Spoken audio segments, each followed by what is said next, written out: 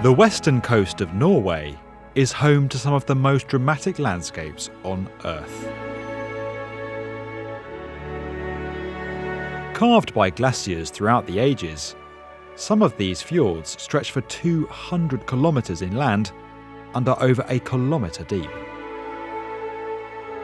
The current convoluted travel route through and around this terrain takes you along Norway's 1,100 kilometre, 683 mile E39 highway, a road with a total journey time of 21 hours.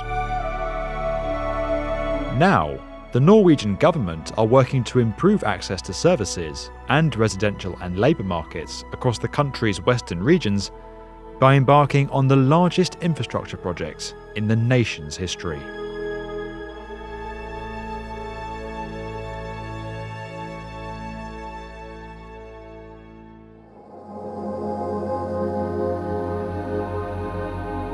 Norway's E39 highway runs between Kristiansund in the far south of the country and Trondheim in the north. The route navigates its way across the fjord network and features no fewer than 7 ferry crossings. The new coastal highway project aims to eliminate the need for ferry services altogether by building a series of bridges and tunnels across, through and under the landscape. With many of the fjords along the route being too wide or too deep for conventional infrastructure to cross, innovative new solutions are being investigated by the Norwegian Public Roads Administration. Rogfast is the first in a series of crossings that will link the E39, connecting Stavanger and Haugesund via a 27-kilometre, 16-mile undersea tunnel. This structure will reach depths of up to 390 metres below sea level, making it the deepest as well as the longest undersea road tunnel in the world. The Rogfast project will in fact consist of 2 tunnels connected every 250 metres with emergency exits. Each tunnel will have a lay-by at 500-metre intervals, along with telephone and surveillance cameras along the route. The tunnel will also feature a mid-route intersection with the island municipality of Kvitsøy, creating an undersea tunnel junction and connecting the island with the Norwegian mainland. With work begun in 2018, this element of the project is set to be completed by 2026 at a cost of $2 billion.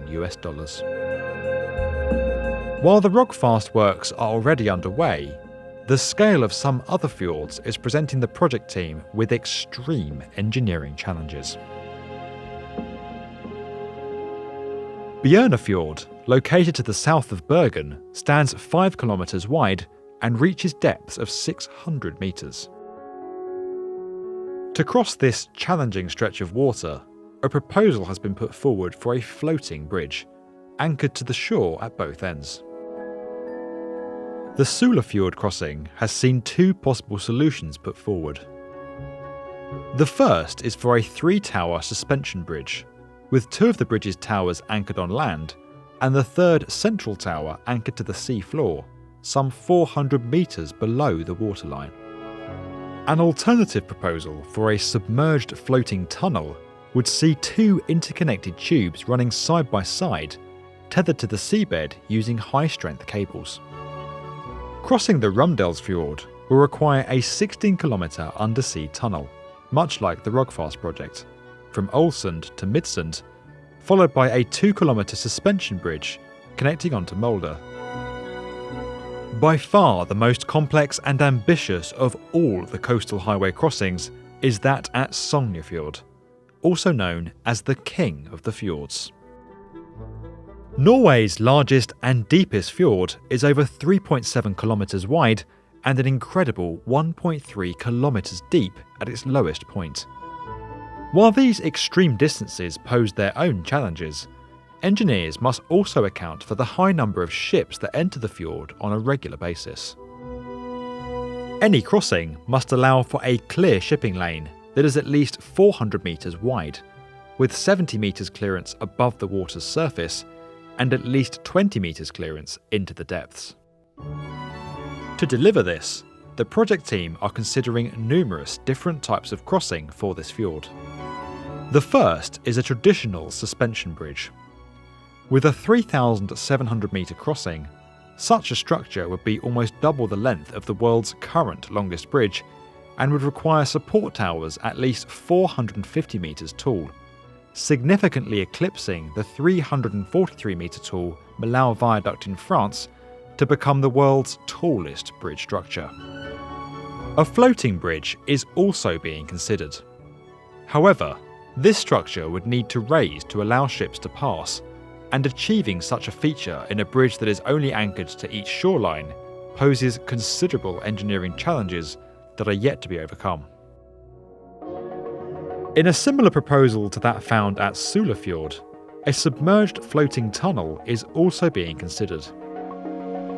This proposal would differ slightly to its counterpart due to the extreme depth of Sognefjord.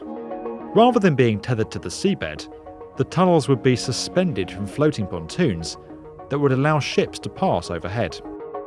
A hybrid proposal is also being considered, combining a floating pontoon bridge with a portion of submerged floating tunnel that allows ships to pass. Whilst fixed bridges transferring into fixed tunnels is not an uncommon solution in waterways with high shipping traffic, such as the link between Denmark and Sweden and the extensive Hong Kong to Macau crossing, combining the two floating structures in this way would create the world's first example of such a solution. Finally, a proposal for a multi-span cable-stayed bridge is under review. This structure would feature 4 floating pylons tethered to the seafloor, rather like oil rigs. With safety and environmental considerations being of the utmost importance, Norway's vast coastal highway project is set to become a new benchmark in engineering capabilities and a model for future infrastructure projects around the world. If you enjoyed this video and would like to get more from the definitive video channel for construction, subscribe to the B1M.